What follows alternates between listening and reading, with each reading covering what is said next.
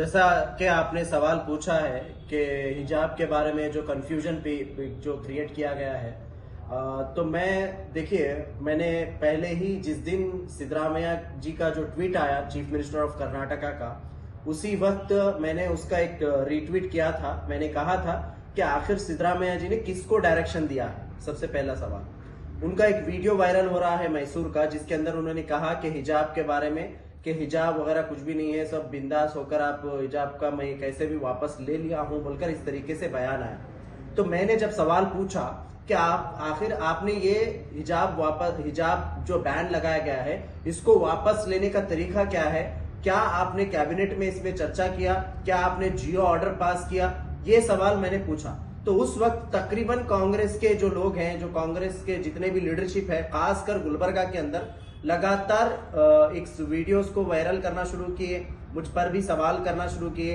कि आप हर बात पर तनकीद करते हैं बोलकर कहा।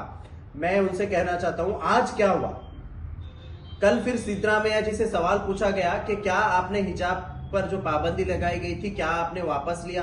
तो उस वक्त खुद सिद्धरामैया अपने बयान पलट देते हैं, यू टर्न लेते हैं।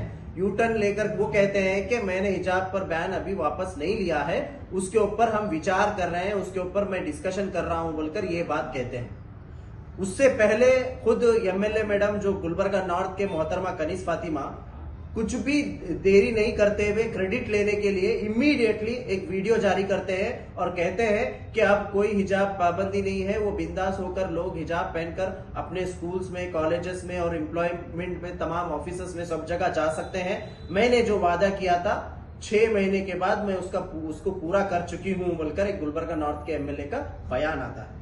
उसके बाद education minister, primary and higher education minister का बयान आता है कि अभी ये अंडर डिस्कशन है, अभी डिस्कशन में भी नहीं आया, अभी हम क्या भी इसके ऊपर फैसला नहीं लिए बोलकर वो मीडिया में बयान देते हैं। आखिर कांग्रेस में इस तरीके का क्यों? या तो आप फैसला लेना है या तो आप फैसला बताना है आपका, लेकिन इस तरीके से मिसगाइड करना, पर्टिकुलर एक कम्युनिटी को मिसगाइड करना, उनके सेंटिमेंट को हर्ट करना, ये सरासर गलत है।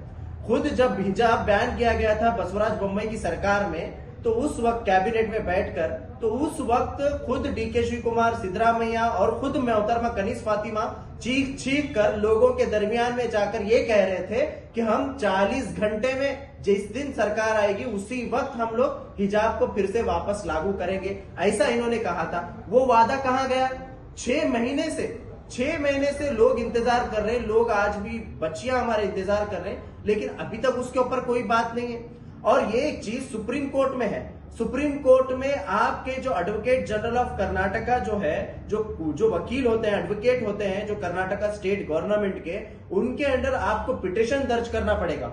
और उस पिटिशन को दर्ज करने से पहले आपकी कैबिनेट में मीटिंग में आप चर्चा करना पड़ेगा। उसको एक जियो पास करके आप सुप्रीम कोर्ट में एक हलफनामा देकर सुप्रीम कोर्ट के जरिए से वो केस को विड्रॉ करके आप यहां पर हिजाब को फिर से लागू कर सकते हैं, फिर से जैसा था वैसा कर सकते हैं। क्या इतनी भी सोच नहीं है? मैं सबसे पहले ये बहुत ही अफसोस हुआ मुझे देखकर गुलबर्गा नॉर्थ एमएलए मैडम का जो बयान है। क्या कैसे लोग, ये तो मासूम है, इनको हम कुछ नहीं कह सकते हैं, लेकिन इनको मशवरा देने वाले, वीडियो बनाओ बोलकर, स्टेटमेंट दो बोलकर बोलने वाले, इनको शर्म आनी चाहिए। सबसे पहले जो लोग इनके साथ में, जो लोग मशवरा दिए हैं कि बयान देने के लिए, इन लोगों को शर्म आनी चाहिए। ये किस तरीके का हमारे सेंटिमेंट्स को हर्ट कर रहे हैं और इन सेंटिमेंट को हर्ट कर फिर से अपनी सियासी राजनीति कर रहे हैं। और मोहतरमा कनीज फातिमा जी और कांग्रेस के गुलबर्गा नॉर्थ के जो सो कॉल्ड जो लोग हैं, ये लोग हमारे सेंटिमेंट्स का मजाक उड़ाने की बात कर रहे हैं। हम इसके सख्त खिलाफ हैं। हम यहां पर कहना चाहते हैं, 6 महीने आपको क्यों लग रहे हैं इस पर फैसला लेने के लिए? डीके शिव कुमार के बारे में जब बसवराज बोम्मई सरकार कैबिनेट में बैठकर सीबीआई प्रूफ, उनके एसेट्स के लिए सीबीआई प्रूफ के लिए सीबीआई को उनका केस देती है, लेकिन जब सिद्धरामैया की सरकार आती है, सिद्धरामैया की सरकार आने के बाद फौरी बात तो फर्स्ट कैबिनेट मीटिंग होती है, उसमें डीके शिव कुमार के जो सीबीआई को दिया हुआ केस वापस लिया जाता है कैबिनेट में बैठकर। जब ये चीज 2 मिनट में हो सकती है, तो आपको हिजाब पर पाबंदी हटाने के लिए आपको कितना दिन होना? 6 महीने आपको लगना क्या? एक क्या लास्ट जब सिद्धरामैया बयान दिए उससे 1 दिन पहले ही कैबिनेट मीटिंग हुई है उस कैबिनेट मीटिंग में हजारों बातें हुए हैं। अब तक 12 से 13 कैबिनेट मीटिंग हुए, ना ये लोग 2B रिजर्वेशन की बात कर रहे हैं, ना हिजाब की बात कर रहे हैं, ना हमारे ऊपर जो मुस्लिम नौजवानों पर जो फेक केसेस डाले गए थे, जो केजीएलडी, डीजीएलडी, हुबली का केस, अलंग का केस, ये तमाम चीजों के ऊपर बात ही नहीं कर रहे हैं। अब मोहतरमा कनीज फातिमा आकर बयान देते हैं कि मैंने जो वादा किया था वो पूरा कर चुकी हूं बोलकर। ये सरासर गलत है। ये लोगों को मिसगाइड करना बंद करें। ये कांग्रेस की जो हमेशा से ये चीज है। अब देखिए, मैं आपको कहना चाहूंगा, अब अगर आप इनसे सवाल पूछेंगे एज ए मीडिया, उनसे जाकर पूछेंगे, वो लोग फिर से बोलेंगे रुको रुको जरा, हिकमत अमली हम कर रहे हैं, एमपी इलेक्शन तक रुको, एमपी इलेक्शन के बाद हम फिर से करेंगे।